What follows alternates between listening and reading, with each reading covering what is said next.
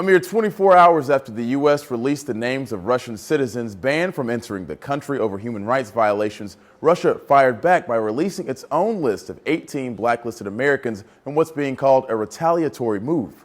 It started when Russian lawyer Sergei Magnitsky began investigating what he called a massive tax fraud by politicians and police.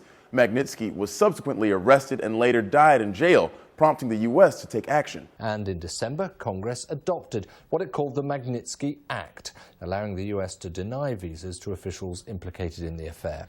In response to that, Russia banned Americans from adopting Russian orphans. Putin also banned the 18 Americans at the same time, but the list wasn't released until Saturday. Turns out it contains some pretty high-profile names, including Bush-era officials like David Addington, a former chief of staff for Dick Cheney, John Yoo, a Justice Department lawyer, and 2 former commanders presiding over Guantanamo Bay.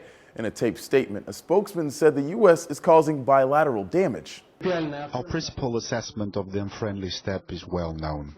Under the pressure of the Russophobian sentiments of the U.S. Congress, a strong blow has been launched on bilateral relations and mutual trust. The L.A. Times reports the timing couldn't be worse. Obama has reportedly been attempting to repair relations with Russia, which have been continuously deteriorating for years. And the Moscow Times says the fact that judges are on the U.S. list is troubling, quoting William Browder as saying, "This is a historical moment that shows the U.S. is particularly concerned with human rights abuses in Russia.